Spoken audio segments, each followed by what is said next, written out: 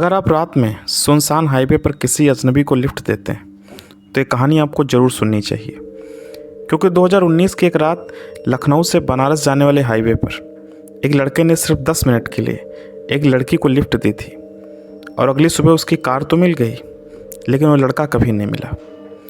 सबसे डरावनी बात ये थी, जब पुलिस ने उसकी कार का दरवाज़ा खोला तो पीछे की सीट पर मिट्टी से लिखा था, धन्यवाद मुझे घर छोड़ने के लिए। लेकिन असली सवाल ये है कि अगर वो लड़की 7 साल पहले मर चुकी थी तो उस रात राहुल की कार में कौन बैठा था। रात के 1:40 हो रहे थे। लखनऊ से बनारस जाने वाला हाईवे लगभग खाली था। चारों तरफ सिर्फ अंधेरा था और सड़क पर दूर दूर तक कोई गाड़ी दिखाई नहीं दे रही थी। ठंडी हवा चल रही थी और आसमान में बादल छाए हुए थे। कभी कभी बिजली चमक जाती, जिससे कुछ सेकंड के लिए पूरा हाईवे रोशनी से भर जाता। उसी हाईवे पर राहुल अपनी कार चला रहा था। राहुल 28 साल का था। वो लखनऊ की एक कंपनी में काम करता था। उस दिन ऑफिस में काम ज़्यादा था, इसलिए उसे देर हो गई थी। अब वो रात में ही घर जाने के लिए निकल पड़ा। गाड़ी में धीमा म्यूजिक चल रहा था और राहुल बस जल्दी घर पहुंचना चाहता था, लेकिन उसे नहीं पता था कि आज की रात उसकी ज़िंदगी की आखिरी रात बनने वाली। लगभग 20 मिनट बाद राहुल ने दूर सड़क के किनारे कुछ देखा। पहले तो उसे लगा कि शायद कोई पेड़ की छाया होगी, लेकिन जैसे जैसे कार पास आई वो चीज़ साफ दिखने लगी। सड़क के किनारे एक लड़की खड़ी थी, सफ़ेद कपड़े, लंबे खुले बाल, और वो बिल्कुल स्थिर खड़ी थी, जैसे किसी का इंतज़ार कर रही हो।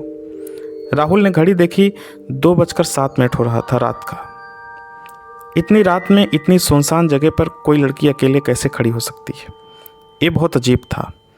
उसने सोचा शायद किसी की गाड़ी खराब हो गई होगी, लेकिन एक बात बहुत अजीब थी, वो लड़की हिल भी नहीं रही थी। जब राहुल की कार उसके पास पहुंची तो लड़की ने धीरे धीरे हाथ उठाकर लिफ्ट मांगी। राहुल कुछ सेकंड तक सोचता रहा। उसके मन में डर भी था, लेकिन फिर उसने सोचा शायद सच में उसे मदद की ज़रूरत हो, और उसने कार रोक। लड़की धीरे धीरे कार की तरफ आई और खिड़की के पास आकर बोली, प्लीज़ मुझे थोड़ा आगे तक छोड़ दीजिए। उसकी आवाज़ बहुत धीमी थी, जैसे बहुत दूर से आ रही हो। राहुल ने पूछा, आपको कहाँ जाना है? लड़की ने सड़क की तरफ इशारा किया, बस थोड़ा आगे। राहुल ने दरवाज़ा खोल दिया। लड़की पीछे की सीट पर बैठ गई और कार फिर चलने लगी। कुछ मिनट बाद दोनों के बीच पूरा सन्नाटा था। कार के अंदर बस इंजन की आवाज़ आ रही थी और बाहर हवा चल रही थी। राहुल ने माहौल हल्का करने के लिए पूछा, आप इतनी रात में यहाँ क्या कर रही थी? कोई जवाब नहीं आया। राहुल ने रियर व्यू मिरर में देखा, लड़की सिर झुकाकर बैठी थी। उसका चेहरा दिखाई नहीं दे रहा था। राहुल ने फिर पूछा, आप ठीक हैं? इस बार लड़की ने धीरे धीरे सिर उठाया, और जो राहुल ने देखा उसका दिल ज़ोर ज़ोर से धड़कने लगा। लड़की का चेहरा असामान्य रूप से पीला था और उसकी आंखें पूरी काली। लड़की धीरे धीरे मुस्कुराई और बोली, बस थोड़ा आगे, जहाँ मेरी मौत हुई थी। राहुल के हाथ स्टीयरिंग पर कांप गए। क्या क्या क्या मतलब? उसने घबराकर पूछा। लेकिन उसी पल कार के अंदर अचानक बहुत ठंड हो गई और कार का रेडियो अपने आप चालू हो गया। रेडियो में टूटी हुई आवाज़ आई, हाईवे 13, एक और यात्री। राहुल ने घबराकर रियर व्यू मिरर में देखा, लेकिन पीछे की सीट खाली थी। लड़की गायब हो चुकी। राहुल का दिल ज़ोर ज़ोर से धड़कने लगा। उसी समय उसके मोबाइल पर एक मैसेज आया, अनजान नंबर से। मैसेज में लिखा था, धन्यवाद मुझे घर छोड़ने के लिए। लेकिन असली डर अभी बाकी था, क्योंकि उसी समय रियर व्यू मिरर में उसे कुछ दिखाई दिया। कार की छत पर कोई बैठा था और वो धीरे धीरे झुककर राहुल को देख रहा था। और वही लड़की फुसफुसाई, अभी तो सफ़र शुरू हुआ है। लेकिन असली सवाल अभी बाकी है। अगर वो लड़की कार के अंदर नहीं थी तो फिर कार की छत पर कौन बैठा था? और अगली सुबह हाईवे 13 पर पुलिस को राहुल की कार तो मिल गई, लेकिन राहुल नहीं मिला। अगली सुबह हाईवे 13 पर राहुल की कार मिल गई, लेकिन राहुल नहीं मिला। और सबसे अजीब बात यह थी कि कार की छत पर मिट्टी में 2 गहरे निशान थे, जैसे कोई पूरी रात वहाँ बैठा रहा हो। सुबह लगभग 6:30 बजे हाईवे 13 से गुजर रहे एक ट्रक ड्राइवर की नज़र सड़क किनारे खड़ी कार पर पड़ी। कार का इंजन बंद था, लेकिन हेडलाइट अब भी जल रही थी। ड्राइवर को थोड़ा अजीब लगा, क्योंकि उस जगह पर अक्सर गाड़ियाँ नहीं रुकती थी। वो धीरे धीरे कार के पास गया और अंदर झांक कर देखा, लेकिन अंदर कोई नहीं था। ड्राइवर ने तुरंत पुलिस को फ़ोन किया। करीब 30 मिनट बाद पुलिस वहां पहुंच गई। कार का दरवाज़ा खुला था, चाबी अभी भी कार में लगी हुई थी। मोबाइल फ़ोन भी सीट पर पड़ा था, लेकिन राहुल कहीं नहीं था। पुलिस ने आसपास का इलाका खंगालना शुरू किया, लेकिन सड़क के किनारे सिर्फ जंगल था और वहाँ किसी इंसान के पैरों के निशान भी नहीं थे, जैसे राहुल हवा में गायब हो गया हो। तभी एक पुलिस वाले की नज़र कार की छत पर पड़ी। वहाँ मिट्टी के 2 गहरे निशान थे, बिल्कुल ऐसे जैसे कोई घुटनों के बल बैठा हो, और वो निशान कार के बीच में बने हुए थे, जैसे कोई ऊपर बैठकर अंदर झांक रहा हो। पुलिस वालों ने एक दूसरे की तरफ देखा। उनके चेहरों पर हल्की घबराहट थी, लेकिन असली डर भी बाकी था। जब उन्होंने कार का पिछला दरवाज़ा खोला तो पीछे की सीट पर मिट्टी से कुछ लिखा हुआ था। धीरे धीरे साफ शब्द दिखाई देने लगे थे। उस पर लिखा था, धन्यवाद मुझे घर छोड़ने के लिए। पुलिस वाले कुछ सेकंड तक चुप खड़े रहे। उनमें से एक ने कहा, शायद कोई मजाक कर रहा है। लेकिन दूसरे पुलिस वाले ने धीरे से कहा, नहीं, ये वही लाइन है। सब उसकी तरफ देखने लगे। कौन सी लाइन? इंस्पेक्टर ने पूछा। पुलिस वाला बोला, यही लाइन 7 साल पहले भी लिखी मिली थी। इंस्पेक्टर चौंक गया। क्या मतलब? पुलिस वाला बोला, सर 7 साल पहले भी इसी हाईवे पर एक एक्सीडेंट हुआ था। एक लड़की की मौत हुई थी और उसके बाद वो कुछ सेकंड तक रुक गया। उसके बाद इस हाईवे पर कई लोग गायब हुए हैं। इंस्पेक्टर ने भौहें सिकोड़ ली। कितने लोग? पुलिस वाला बोला, अब तक 27 लोग। इंस्पेक्टर ने तुरंत फाइल मंगवाई। जब फाइल खोली गई तो अंदर जो फ़ोटो था उसे देखकर सभी कुछ सेकंड के लिए चुप हो गए। वो फ़ोटो उसी लड़की का था जिसे राहुल ने पिछली रात लिफ्ट दी थी, और फ़ोटो के नीचे लिखा था, नाम था रिया मिश्रा, मौत 2012, स्थान था हाईवे 13। इंस्पेक्टर के हाथ धीरे धीरे ठंडे पड़ने लगे। अगर ये लड़की 2012 में मर चुकी है तो कल रात राहुल की कार में कौन बैठा था? इस बीच एक पुलिस वाले ने कहा, सर आपको ये देखना चाहिए। वो राहुल का मोबाइल लेकर आया। मोबाइल अनलॉक था और उसमें आखिरी मैसेज खुला हुआ था। मैसेज में लिखा था, मैं घर पहुंच गई हूँ। लेकिन मैसेज किसने भेजा था ये देखकर सबके होश उड़ गए। मैसेज भेजने वाले का नाम था रिया मिश्रा। लेकिन असली डर अभी बाकी था, क्योंकि उसी समय राहुल के मोबाइल में एक और नोटिफिकेशन आया, नया मैसेज उसी नंबर से। मैसेज में लिखा था, अगला यात्री रास्ते में है। और उसी पल हाईवे 13 से गुजर रही एक और कार अचानक रुक गई। सड़क के किनारे फिर वही लड़की खड़ी थी, सफ़ेद कपड़े, लंबे बाल और वही ठंडी मुस्कान। उसने धीरे धीरे हाथ उठाया और अगली कार से लिफ्ट मांगी। लेकिन असली रहस्य अभी बाकी है, क्योंकि पुलिस वालों को कुछ घंटों बाद हाईवे के जंगल में एक ऐसी चीज़ मिली जिससे साफ हो गया कि राहुल के साथ क्या हुआ था, और वो जानकर सभी पुलिस वाले डर गए।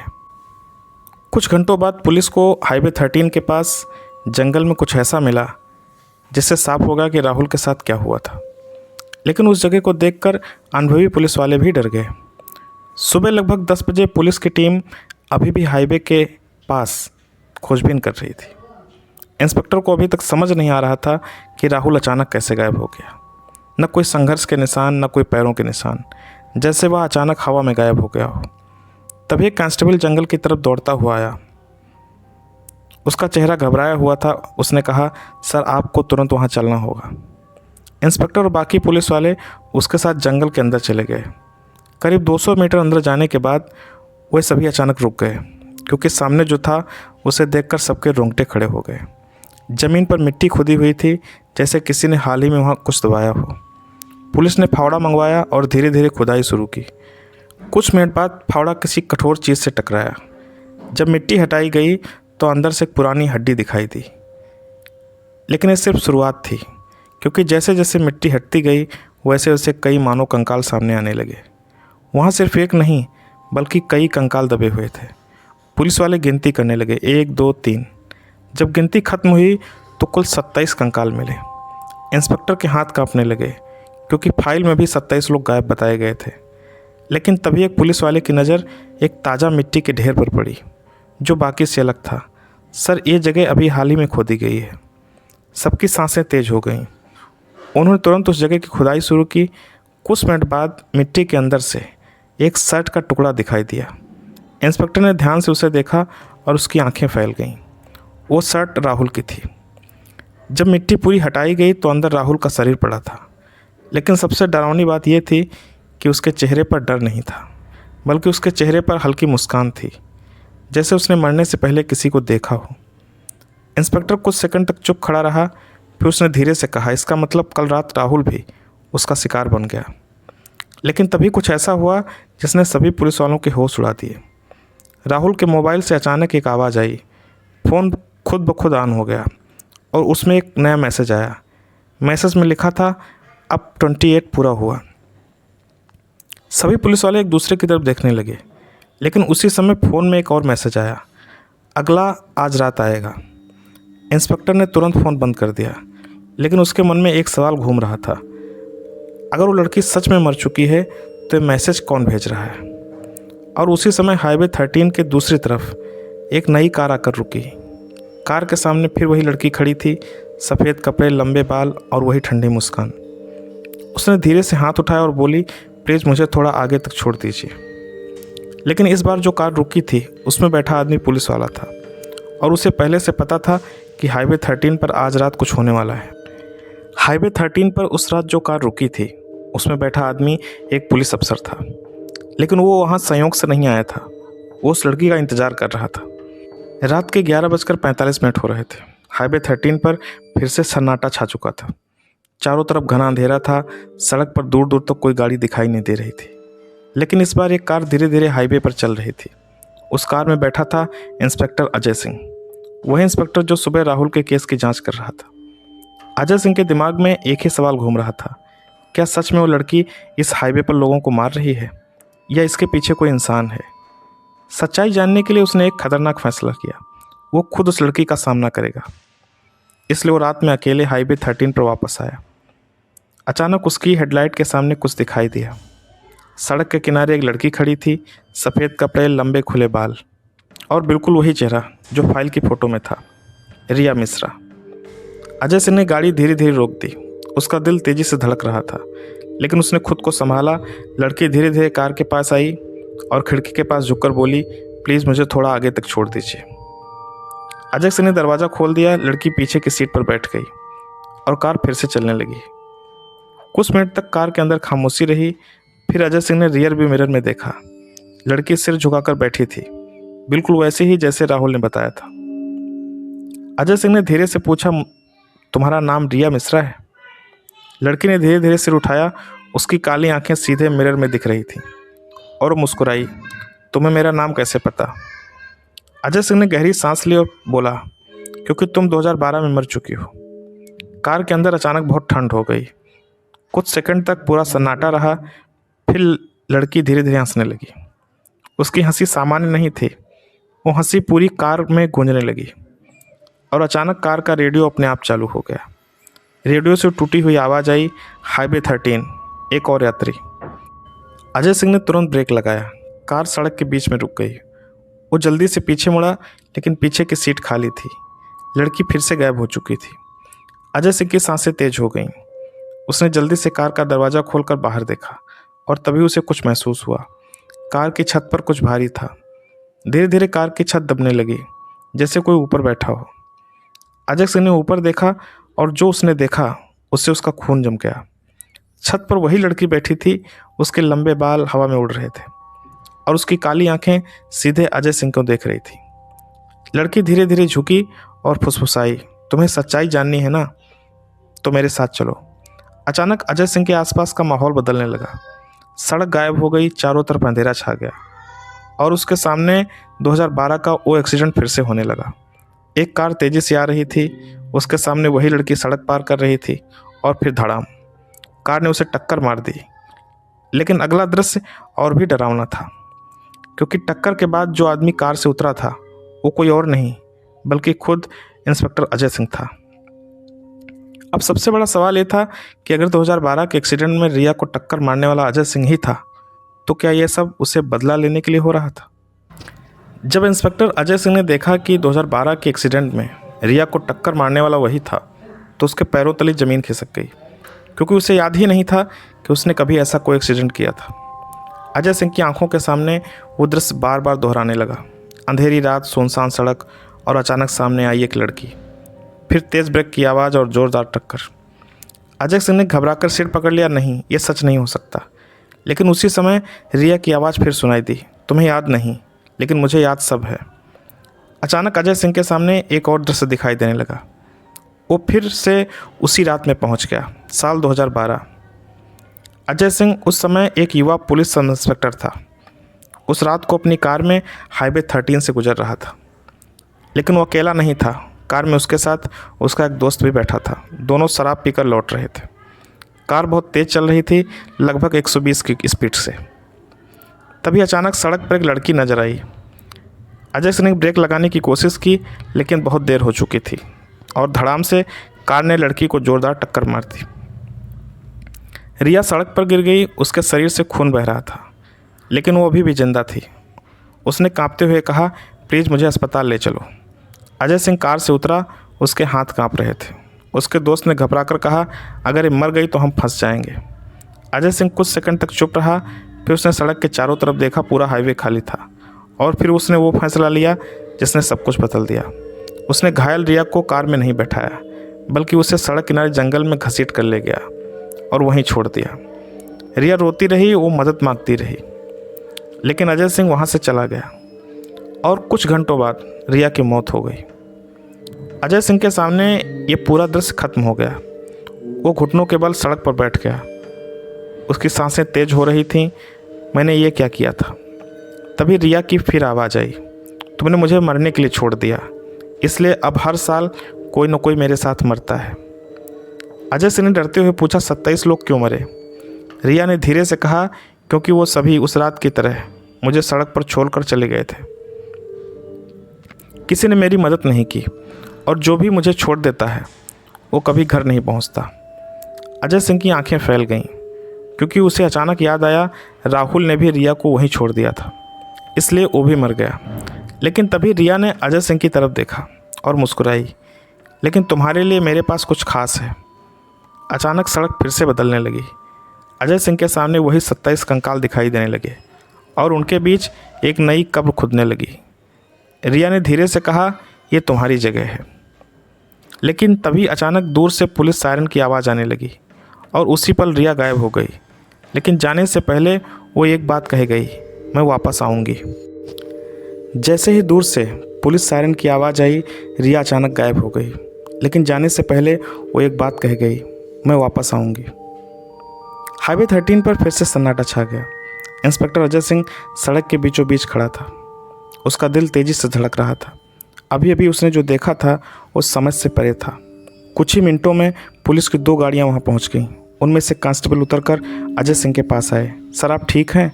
अजय सिंह कुछ सेकंड तक चुप रहा, फिर उसने धीरे से कहा, रिया मिश्रा, वो अभी यहीं थी। पुलिस वाले एक दूसरे की तरफ देखने लगे, क्योंकि उन्हें वहाँ कोई नहीं दिखाई दे रहा था। कांस्टेबल ने कहा, सर यहाँ तो कोई नहीं है। अजय सिंह ने तुरंत कार की तरफ इशारा किया। वो मेरी कार की छत पर बैठी थी। सबने ऊपर देखा, लेकिन कार की छत खाली थी। लेकिन तभी एक पुलिस वाली की नज़र छत पर पड़ी। उसने धीरे से कहा, सर ये देखिए। छत पर 2 गहरे निशान बने हुए थे, जैसे कोई अभी अभी वहाँ बैठा हो। अजय सिंह की रूह कांप गई, क्योंकि वही निशान राहुल की कार पर भी मिले थे। इसका मतलब साफ था, रिया अभी भी यहीं कहीं है। लेकिन उसी समय अजय सिंह को अचानक एक अजीब चीज़ महसूस हुई। उसके हाथ पर कुछ ठंडा गिरा। उसने नीचे देखा, उसके हाथ पर मिट्टी लगी हुई थी, वही मिट्टी जो जंगल में कंकालों के ऊपर थी। अजय सिंह ने धीरे धीरे ऊपर देखा और उसकी सांसें रुक गईं। कार की छत पर रिया फिर से बैठी थी, लेकिन इस बार उसे सिर्फ अजय सिंह देख पा रहा था। बाकी पुलिस वालों को दिखाई नहीं दे रही थी। रिया धीरे धीरे मुस्कुराई, मैंने कहा था ना, मैं वापस आऊँगी। अजय सिंह पीछे हटने लगा, लेकिन उसके पैर काँप रहे थे। रिया धीरे धीरे छत से नीचे उतरी और उसके बिल्कुल सामने आकर खड़ी हो गई। उसकी काली आंखें सीधे अजय सिंह को देख रही थीं। फिर उसने फुसफुसाकर कहा, अब तुम्हारी बारी है। अचानक हाईवे पर तेज़ हवा चलने लगी।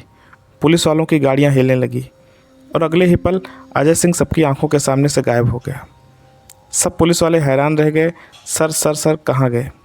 उन्होंने पूरी जगह खोजी, लेकिन अजय सिंह कहीं नहीं मिला, जैसे वो हवा में गायब हो गया हो।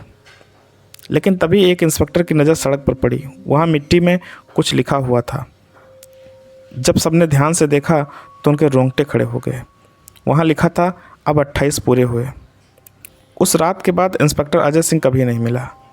लेकिन हाईवे 13 की कहानी यहीं ख़त्म नहीं हुई, क्योंकि आज भी लखनऊ से बनारस जाने वाले उस रास्ते पर कभी कभी लोग बताते हैं कि रात के समय सड़क के किनारे एक लड़की खड़ी दिखाई देती है। सफ़ेद कपड़े, लंबे बाल और ठंडी मुस्कान। वो धीरे धीरे हाथ उठाकर कहती है, प्लीज़ मुझे थोड़ा आगे तक छोड़ दीजिए। और जो भी उसे लिफ्ट देता है वो कभी घर नहीं पहुंचता।